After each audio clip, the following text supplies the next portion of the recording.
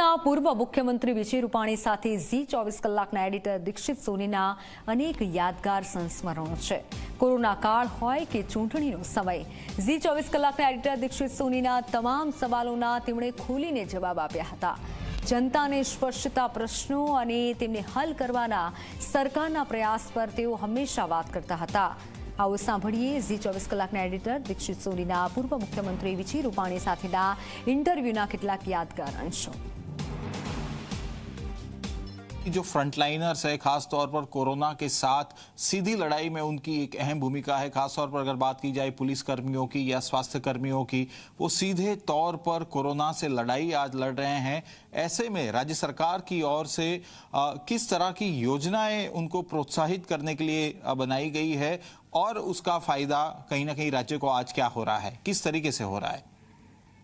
देखिए, कोरोना के इस संकट काल में जो फ्रंट लाइन वॉरियर्स है, उन्होंने बहुत अच्छाई और पूरे समर्पण भाव से ही अपनी जिम्मेवारी निभाई है।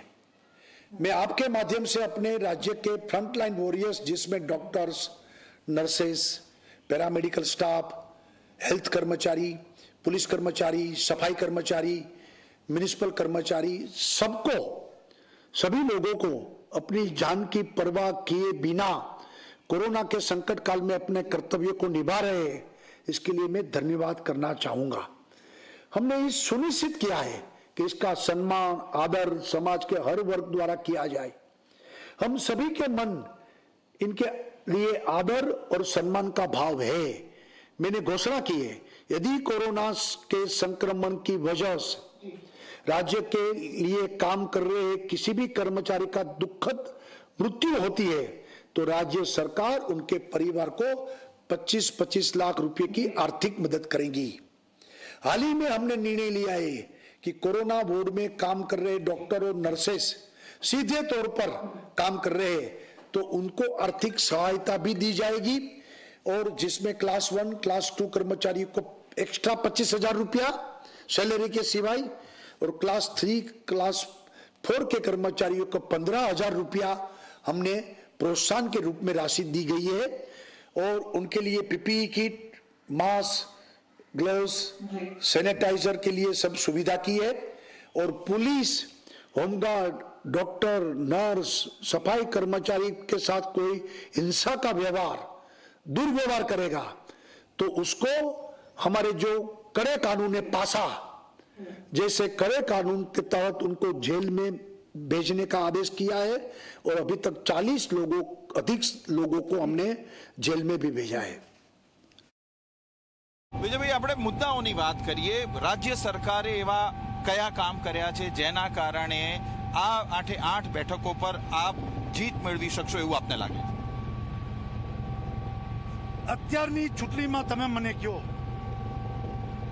કે પ્રજામાં કયા મુદ્દે અસંતોષ છે? બધા વર્ગો કેન્દ્ર સરકારને, રાજ્ય સરકારની કામગીરીથી ખુશ છે। પછી એ કોરોનાની કામગીરી હોય, ખેડૂતોના પ્રશ્નો હોય, યુવાનોની વાત હોય, વિકાસની વાત હોય, ગુજરાતમાં ગરીબ લોકોની વાત હોય, દેશભરના ગરીબોની વાત હોય, ભાજપની સરકારે તમામ ક્ષેત્રોમાં અનેક પ્રજાલક્ષી યોજનાઓ અને કાર્યક્રમો કર્યા છે। આજે એક પણ ગુજરાતનો વર્ગ, એક પણ વિસ્તાર ક્યાંય નાખુશ નથી। ઉલટાના દરેક લોકો પોતાની સરકાર છે એવો ભાવ આજે બધા જોઈ રહ્યા છે। એટલા માટે અમે એમ કહી છીએ કે 8 બેઠકો અમે જીત। મુખ્યમંત્રીજી, એક બીજો એક સવાલ છે, યુવાનોની રોજગારીની વાત કરવામાં આવે અને ખાસ કરીને આપણે ત્યાં જે આંદોલનો ચાલી રહ્યા છે, મને દેખાડો ગુજરાતમાં ક્યાં આંદોલન ચાલે છે? એક આંદોલન નથી, એક પણ આંદોલન ગુજરાતમાં થયું પણ નથી નોકરી માટે। ઉલટાનું કોંગ્રેસે 7 વર્ષ સુધી નોકરી ઉપર પ્રતિબંધ મૂક્યો હતો। મારી સરકારે છેલ્લા 3 વર્ષમાં 2.25 લાખ લોકોને સરકારી નોકરી આપી છે। અત્યારે પણ નોકરીની ભરતીની પ્રક્રિયાઓ ચાલુ છે। કશો ક્યાંય અસંતોષ નથી, ક્યાંય આંદોલન પણ નથી, બધું સુમેરે ચાલે છે। कांग्रेस का जिस तरीके से आपने जिक्र किया विजय भाई, कांग्रेस का सीधे तौर पर आरोप है और कांग्रेस की सीधे तौर पर ये मांग है कि इस पर कड़ी कार्रवाई होनी चाहिए। जिस तरीके से उन्होंने इंजेक्शन बांटे उस पर आपका क्या रवैया रहेगा? और दूसरी बात, कांग्रेस ने आज दूसरा एक अहम ऐलान किया है कि कांग्रेसी कार्यालय है उसको वो कोविड सेंटर में भी तब्दील करने के लिए तैयार है। कैसे देखते हैं, ये राजनीति है या जनता की सेवा की बात कर रहे हैं? देखिए कि कांग्रेस अगर कार्यालय को कोविड सेंटर में बदलती है, अच्छी बात है, करे कांग्रेस, व्यवस्था करे, वो भी लोगों के स्वास्थ्य के साथ जुड़ी हुई बातें हैं। जी, मैं पॉजिटिव लेता हूँ जी, कि भाई वो कर रहे हैं। अगर डॉक्टर लाते हैं, नर्स लाते हैं, इक्विपमेंट खड़े करते हैं, दवा या इंजेक्शन की व्यवस्था करते हैं तो अच्छी बात है, और इस समय सबको करना चाहिए। जी, अगर कांग्रेस करती है तो अच्छी बात है, करे। लेकिन मैं मानता हूं ये सिर्फ पॉलिटिकल बातें हैं, ये कुछ करने वाले नहीं है। બિલકુલ રૂપાણી સાહેબ, અમે પત્રકારો છે જો અંદર ચર્ચા કરીએ કે ભાઈ મહામારીએ અનેક સરકારો ગુમાવી છે, આપને ખબર છે ગુજરાતમાં પણ એવું થયું।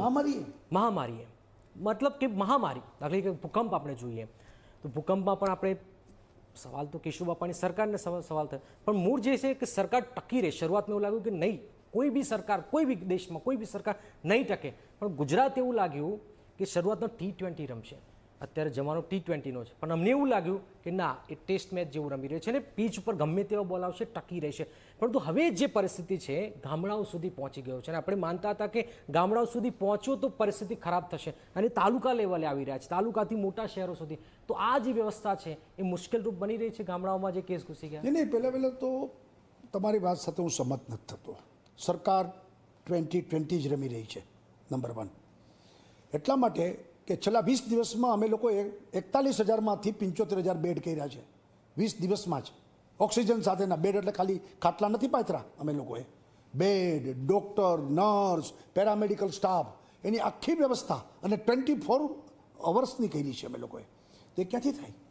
20 દિવસમાં કરવું અશક્ય છે, અને એક એટલા માટે થયું છે કે અમે 2020 રમીએ છીએ, નહીં તો શક્ય નથી એ વસ્તુ કરવી। જમાનો 2020નો છે ના, 2020 પહેલેથી રમતા આવ્યા છીએ ને અમે રમીએ છીએ, એટલે કોઈ ટેસ્ટ મેચ જેમ ટૂચુક રમતા નથી અમે। કારણ કે પરિસ્થિતિએ પડકારો જે ઊભા થયા છે એને મિડવીટ કરવા સરકાર પ્રયત્ન કરી રહી છે। ગુજરાત એક એવું રાજ્ય છે કે જ્યાં આટલા રેમડેસિવિર પ્રોવાઈડ થાય છે, બીજા બધા રાજ્યના હિસાબ તો લઈ આવો તમે, તમારી તો દેશભરમાં નેટવર્ક છે, તો નેટવર્કમાં જાણો કે જ્યાં કેટલા રેમડેસિવિર મળે છે, ગુજરાતમાં શું સ્થિતિ છે। એટલે એ વાત સાથે, તમારી વાત સાથે હું સંમત નથી।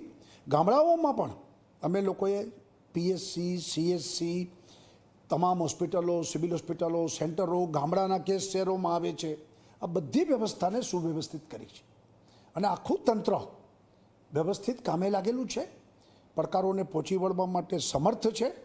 અત્યારે આપણે દેશના બધા રાજ્યોમાં આ સ્થિતિ છે। ભૂકંપ એકલો ગુજરાતમાં જ હતો, આખા દેશમાં નહોતો। આપણે લડ્યા અને ઊભું થયું પાછું અને જીત્યા, આપણે જીતા। પણ કહેવાનો મતલબ કે આજે આખા દેશની સ્થિતિ શું છે? એટલે કોરોના એકલો ગુજરાતમાં છે એવું તો નથી ભાઈ, આખા દેશમાં છે। હું એમ જ કહેતો, આપણે અન્ય રાજ્યો જોઈએ તો ગુજરાત વેલ એન્ડ ગુડ એમ હું કહું છું। પણ એમ કે ચૂચુક તમે કીધું ટેસ્ટ મેચ રમે છે એવું નથી,